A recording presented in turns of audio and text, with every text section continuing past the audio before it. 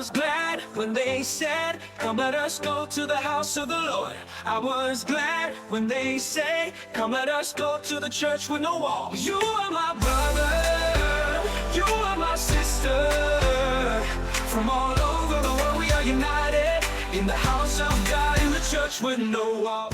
Welcome to this edition of the Church with No Walls podcast. I'm your host, Ryan Dearbone, and today I have the extreme pleasure of being, when we talk about multi-hyphenate, she is an author, she is a writer, a screenwriter, she is a producer, director, actress. She checks off all the boxes. Her latest film, her first film is Unfailing Love, and you can find it on Tubi. And so with that, we are so very much welcome to have Jewell Powell here on the podcast. So Jewell, first of all, welcome to the podcast. Thank you. Glad to be here. Hello, everyone. So Jewell, I watched the movie two or three times, Unfailing Love, and it's a powerful movie that talks about the book of Hosea. So before we get into the movie specific, talk a little bit about how you got into this space. We were just talking about how you got into the space of being in filmmaking. This wasn't your first job. This wasn't even something you saw on the horizon. So tell us how you got to where you're putting movies out. Yeah, so I was 55 years old when I was about to retire from the government. And I asked the Lord what was next, what was my second act, if you will. And I heard him say, write a modern day script of the book of Hosea. And so I'm like, why would I do that? And he said he had a word. He had a word for the people. This is what I call a love letter from the Lord. Wow. And so from the time he said you need to do this, and you said you had no training in any of these aspects, directing a movie, writing a movie, acting Yeah. in a movie.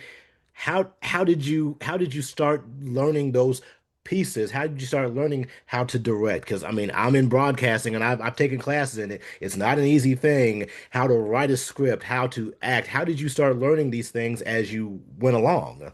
Yeah, so the first thing was trying to even learn about screenwriting, right? When he said write a modern day script. So how do you write a script? I Mhm. don't even know how to write a script. So just doing the research on what that looks like. So of course they, tell you when you Google or use chat, they tell you to use Final Draft. It's one of, the software programs you can use. So I just used the software program and, wrote the story.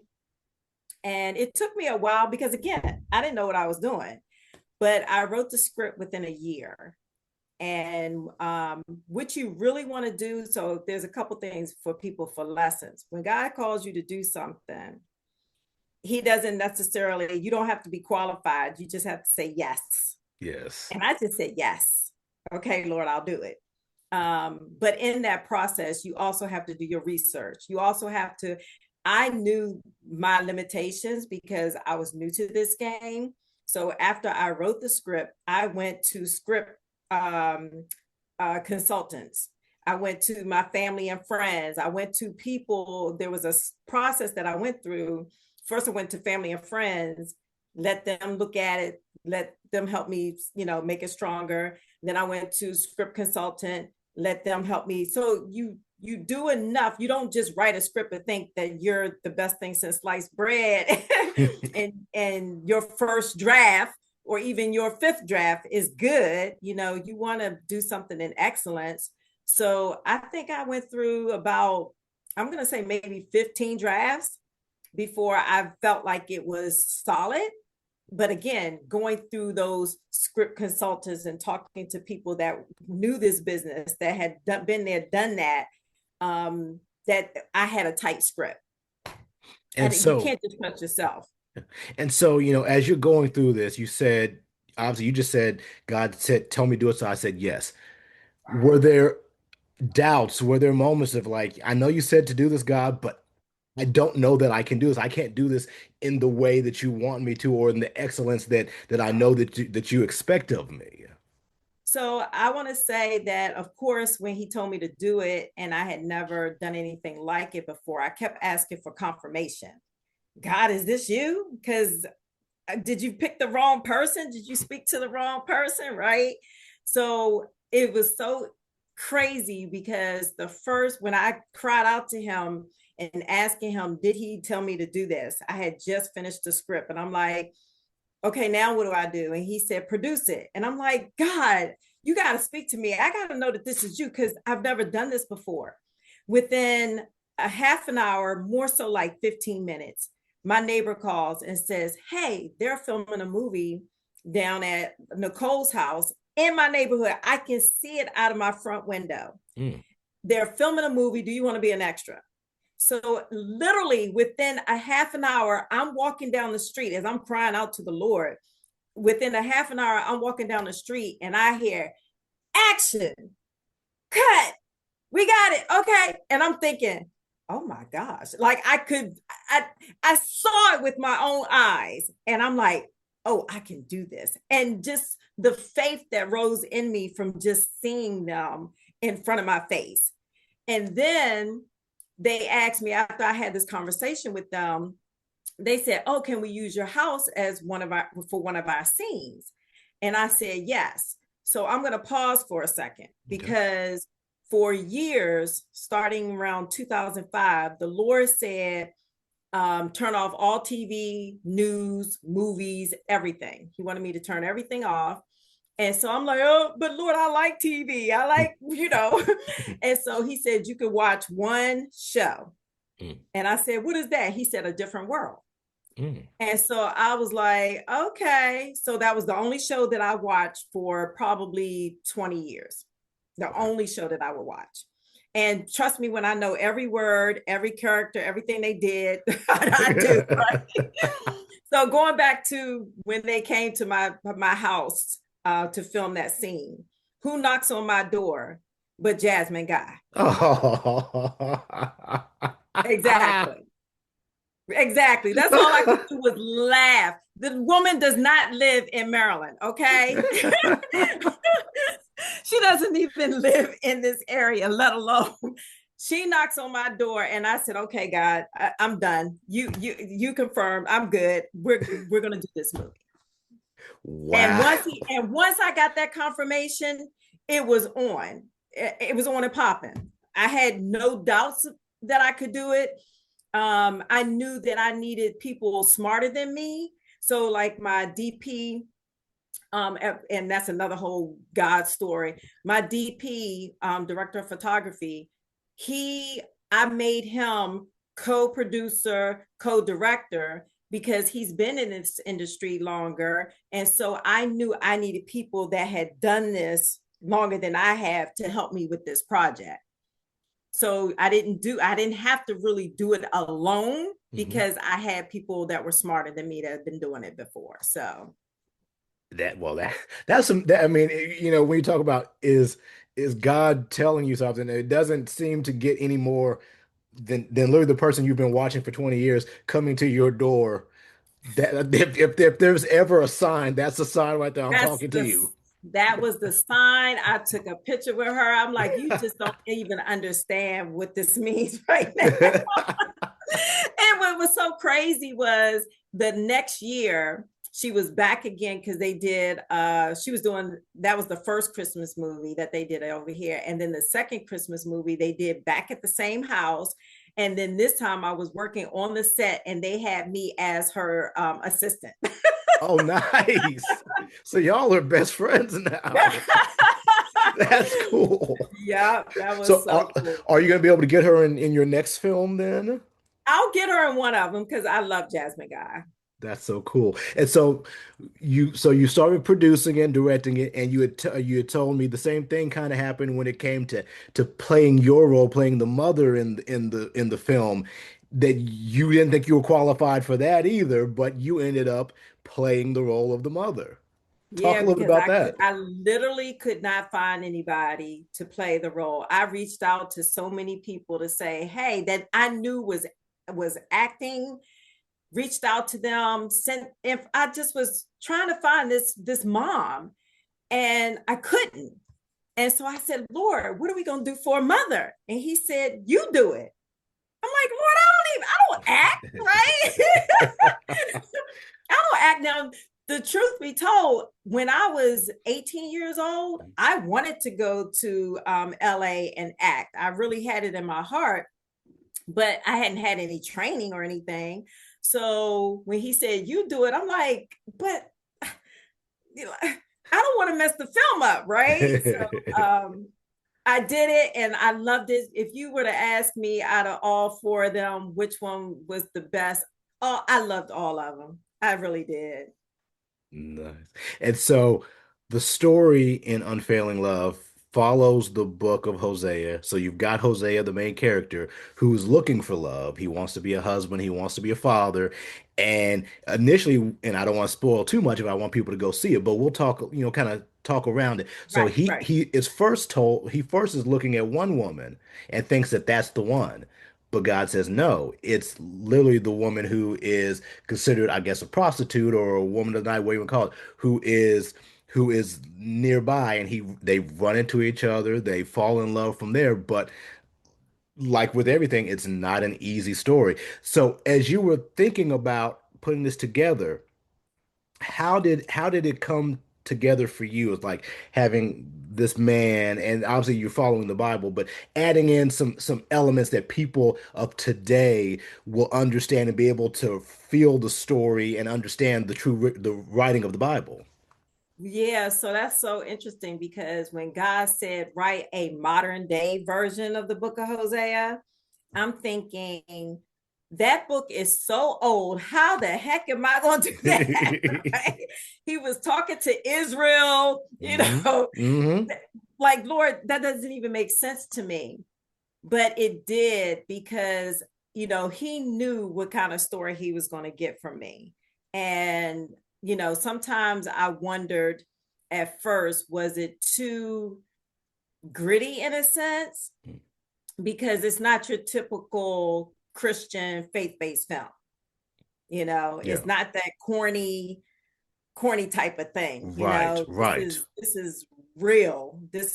But you got to remember the Bible is gritty.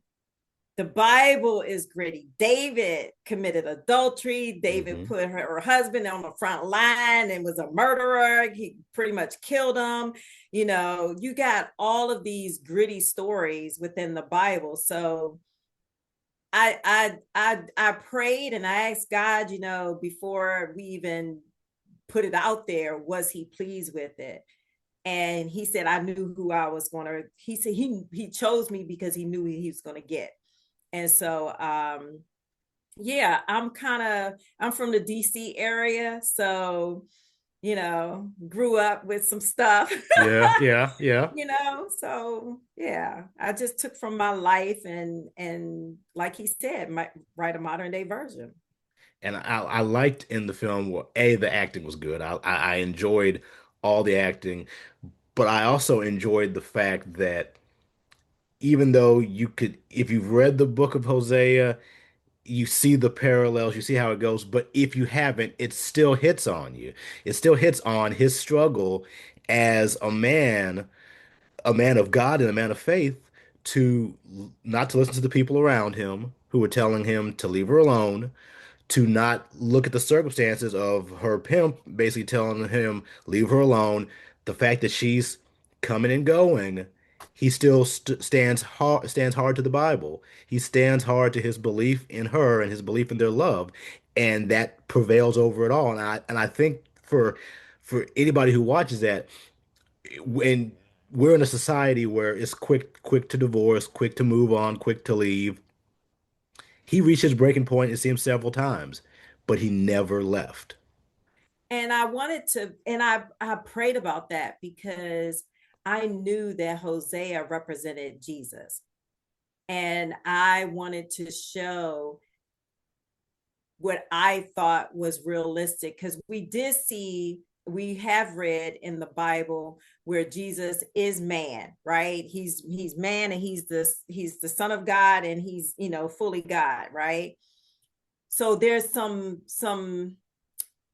humanistic, traits in him.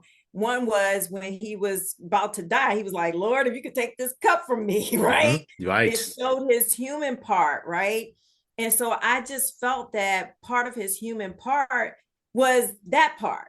Because again, Hosea is a foreshadow of Jesus. Mm-hmm. And so when God said, go to the cross to die for the church, which is bride, right?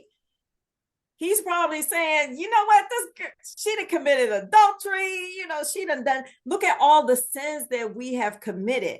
But Jesus had a bigger picture, and just like Hosea did. And what is their similarities?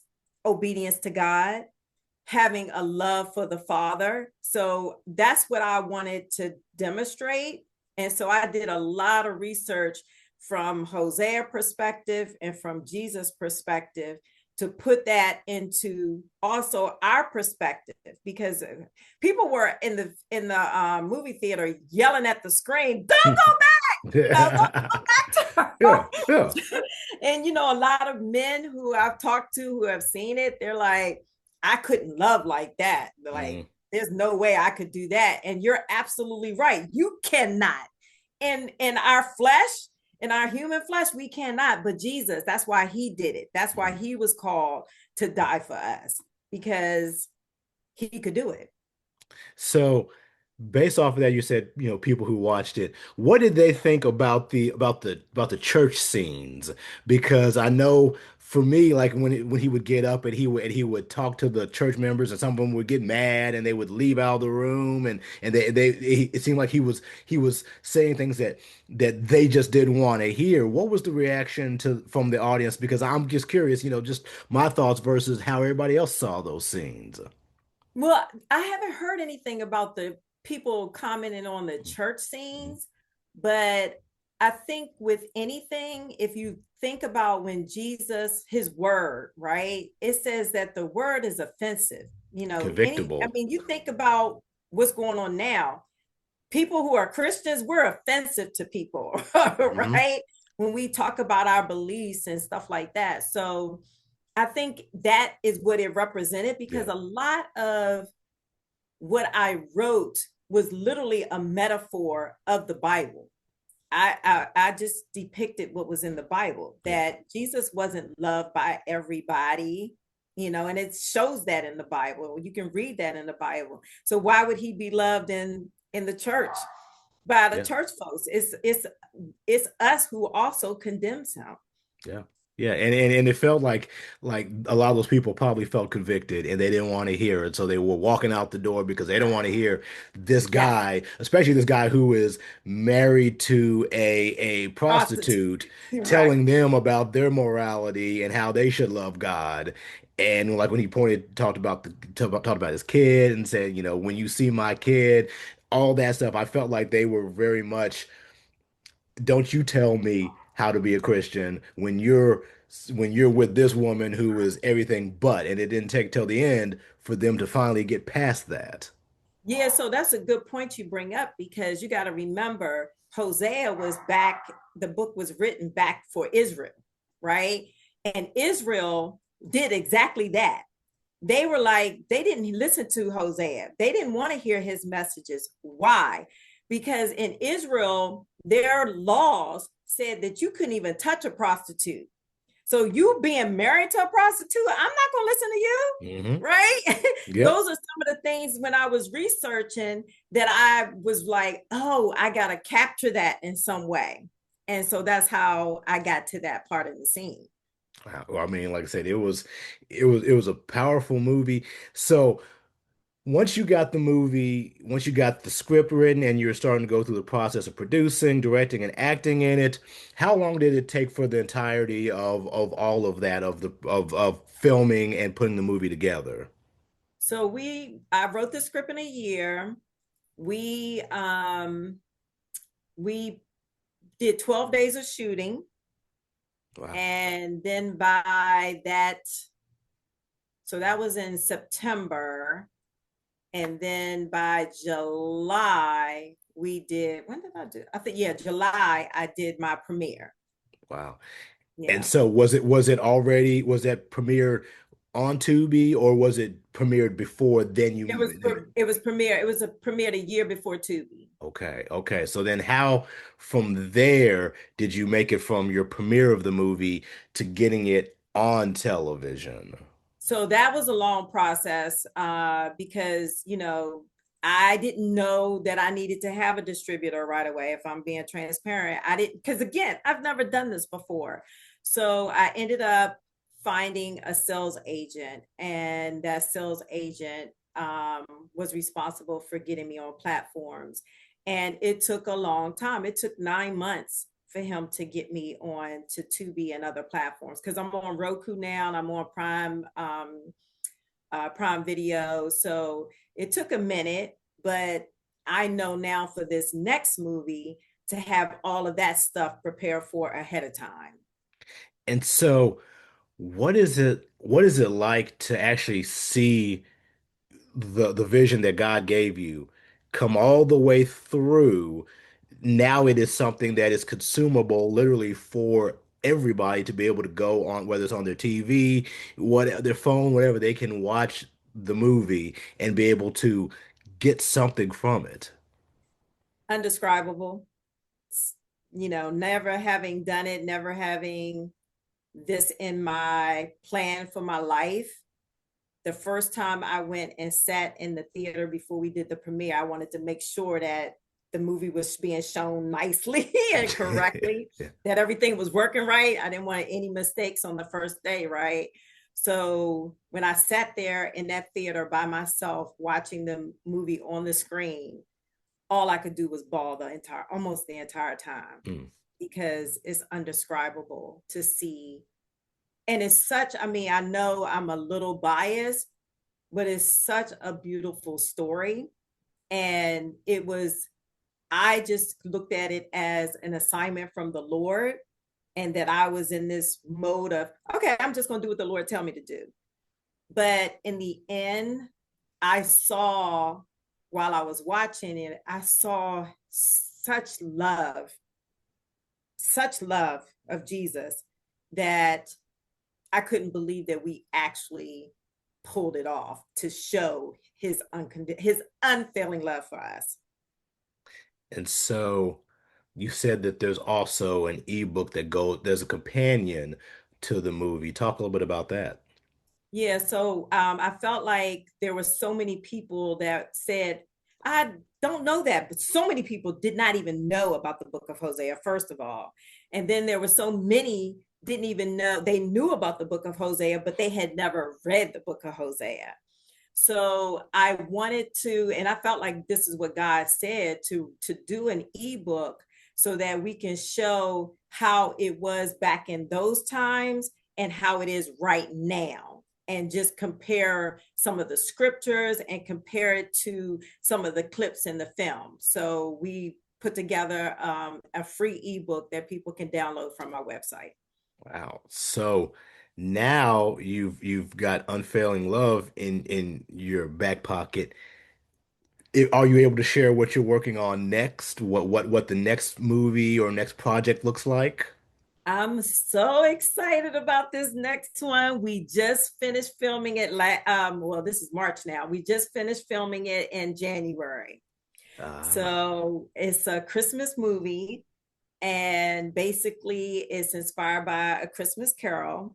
But instead of your old white male Scrooge, we have a young Black 21-year-old girl who had trauma at the age of 10, and she's been a Scrooge every Christmas since that 10-year-old incident happened.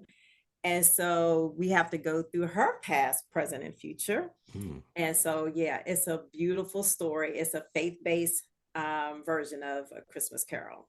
And And we so, have 4 celebrity actors in it. oh wow. And we have one, um, how can I describe her? The one who acted in that character as Hannah, this actress is she's gonna blow your mind. Like, she is, I want to say, awesome, fantabulous, all these words, all Yeah. these, adjectives. She is the next, Wow. whomever. Like she's phenomenal. And will it be out this Christmas? It will be out this Christmas. We're planning for a premiere in July. So we're going to do Christmas in July for the premiere. And then we're going to do some theater in October. Every weekend, we're going to go to some different cities and do a theater run. And then we'll put it on streaming for November and December. Wow. So now that you are a filmmaker, you are a Christian filmmaker. What are some of the things that you've learned about even just the space of Christian filmmaking versus maybe what they're doing, in Hollywood, stuff that isn't particularly, Christian, Bible based? What have you learned about being a filmmaker? Oh, I've learned so much, and still have a lot to learn. Don't get me wrong. So, because I just was on someone's set last week, shadowing the lady who acted as the angel in my movie because she was directing, and so I'm learning all day long. But what I learned is that it's okay to have my own voice because a lot of you know people want to give me their advice how things should go and how things are structured, and although some of those make sense and some of those are true and I do follow those, I also need to be authentically who I am and what my voice is. And I know that I'm not writing for Jewell Powell. I'm writing for God. He gave me an assignment as a seer, as a scribe, to write what he tells me to write because I'm his voice box. He wants and he has something to say to his children, and that's what I'm going to write, and I'm going to be authentic to that. That's one. The second thing is that I've noticed that because I have a slate of about 8 movies right now. And so I noticed that my bent in my writing is towards strong Black male characters. And I remember someone telling me, you need to change this because you need to write it for women because what women sell, those type of having strong, Black women characters. But I believe that that's the problem because if you want to have a bent and you want to change the dynamics of the world, and we know entertainment can change the dynamics, right? We see how dark these other movies and TV shows are out here. If you want to change the dynamic, you change it with what you want to see, right? Yeah. And so do what we see for Black men are usually pimps and this and that, but you have this character Hosea, a man who loves God first, right? Who loves his wife and his children, and those aren't even his children, but and loves his children and love people. We need to start seeing those things because I know for me, I have a husband who loves me like Christ loves the church. And we don't see enough of that. And they are my father, my husband, my brother. There are people out there like that. And so I want to be authentically showing and telling stories, not just from God's perspective, but also what I want to see and what I know to be true in my heart. Absolutely. And that kind of, why we, when we talk about on the podcast, church isn't, and speaking about God it shouldn't be relegated only to the four walls of the church. You can only talk about it in the church room. You can only talk about it through reading the Bible, but having movies, having books, having things that are outside of the world doesn't make it secular, but it allows for different understanding or better understanding. Somebody will watch your movie that may not go to church, but might get that same understanding that will, like you said, a lot of people have never read the book of Hosea, but they will at least understand the tone of the book, and they may decide, hey, I want to read more about the book of Hosea. Hey, I may want to go It's to already church. happened. Yeah, It's already good. happened. So on my channel, on my YouTube channel, and I also show the movie on Deep Sea Digital. They have a Christian channel for movies. if you look at the thousands of people who have responded and commented, people are saying, I opened my Bible after hearing about this story. I never knew God's love for me like that after watching this movie. I repent for God for going, committing spiritual adultery. Like, this is the purpose of it. God wanted people to see, and I didn't think that people would get it. Not that, anyone's slow or anything, right, but people are understanding that we are Ariana. That's the name of the the character that he runs after. We every last one of us, we're an Ariana. yeah, Right? yeah. Jesus is Hosea, and how he loves us so much. People are getting it. And that's what God wanted people to see. His love for them. Jesus' love for them. Well, like I said, I think it's amazing that God gave you a mission. He gave you an assignment, and you carried it out. And because of that assignment, other people are being blessed by it. And that's all you can hope for, is having other people be blessed by something you do, because we can all do a lot of things that harm people, but we're not doing enough things that actually bless people. And I think, this movie it definitely made me think. It made me look at some things and like, did not think about it that way. And obviously, everybody else is looking at it thinking in the same way. So let me ask you this. How has it changed you going through reading, really understanding the book of Hosea, putting it all on film? How has it changed you and maybe your spiritual walk? That is such a great question. I want to say, first and foremost, I've been walking with the Lord since I was 5. So I've always gone to church, always had a relationship. Well, let me say this. For years, I went to church, but I may not have had a relationship, right? Yeah. And there's a difference. And so then after, probably within my 30s, I started having a relationship. I'm getting ready to turn 60. So around 30, I may have started having a relationship with the Lord, understanding what that truly looks like. This movie and doing this movie. So I knew about the book of Hosea because I had gone to ministerial training school. Matter of fact, a couple of them, because I'm always an avid learner. So, and to discipline myself, I go into different programs just so that I can keep abreast and keep the word in my heart, right? Right. This movie just made me realize, if you remember the end of the movie, what she said,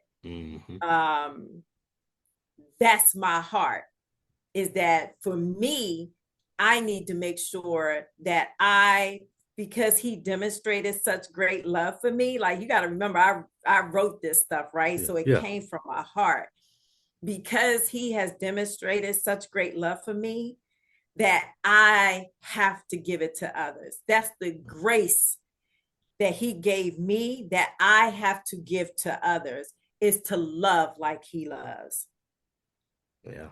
That's the crux of the film. That's the fact that through it all, it was about love. It was never about being better than anybody or thinking higher of anybody. It was about loving unconditionally. Yeah. So, Jewell, how can people see the movie? How can people connect with you? Get the ebook, all that stuff. Let everybody know how they can get all of it. Yeah, so they can reach me at Impact Nations with an S entertainment.com. That's where you can actually get the free ebook. That's where you can hit the button to see the movie, or you can go straight to Tubi and see Unfailing Love. If you go to impactnationsentertainment.com, we want you to sign up, because I don't want to have to try to figure out for the next movie how to get in touch with people or whatever. We'll be able to tell you when we're coming to your city. Because if you love Unfailing Love, I'm going to tell you right now, and not from a cocky standpoint, you're going to absolutely love A Christmas Journey. Nice. It's not taking it. Everybody keeps saying that worked on the first one and this one. they were like, this one is 10 times better. But that's what we should be doing, getting better as we go along, right? So it's Yeah. not taking anything away from Unfailing Love, because it is a beautiful love story. But A Christmas Journey, you're gonna want to sign up, and you're gonna want to get that information, those before scenes, and before the premiere, all that information. And we actually we're working on a free ebook for that as well. So yeah. Nice. Well, I mean, I'm already looking forward to it, so I'm going to go sign up, and we're going to put that link on our socials so that way people can sign up for it and be ready for the next film, and then the next film, and the next film. Now that your second act is that of a filmmaker, Yes. and you're going to go down in history as a filmmaker as much so as anything. So, I mean, I think it's outstanding. So, Jewell, I appreciate you spending some time with us on the podcast. Much success and blessings to you. Like I said, keep us up to date on everything you're doing, and we will definitely maybe bring you back so you maybe talk about some other stuff you're doing in the future. Yeah, I have a book that's out, so we'll talk about that the next one, because that one is, about the bride of Christ. Ooh, And there's some things that we've been taught about the bride that are not necessarily true. And so God wants you to know what that really looks like. well then I'm gonna go ahead and book you for our next episode. I don't know when we're gonna do that, but we will schedule that one because I definitely want to hear you. I want to hear more about this book, and I definitely want you to have a space to talk about it. So, Yeah. uh, Jewell, thank you again for being. Oh, yeah, there we go. Yeah. Actually, tell me where people can get it. So if people want to get it before we have you back on, where can people get that at? You can actually get it from Amazon. It's called Okay, In the Open Invitation by Jewell R. Powell. gotcha. Yep. It's an open invitation, a bride making herself ready. Okay, so go on Amazon, get that. Like I said, we will have Jewell back to talk more about that book in the future. So, Jewell, thank you again for being on the podcast. It's been great having you. And like I said, you're going to be a return guest. I'm your host, Ryan Dearbone, for the Church with No Walls podcast. Take care, and as always, be blessed. Come let us go to the church with no walls. You are my brother, you are my sister. From all over the world we are united in the house of God, in the church with no walls. La, la, la, la.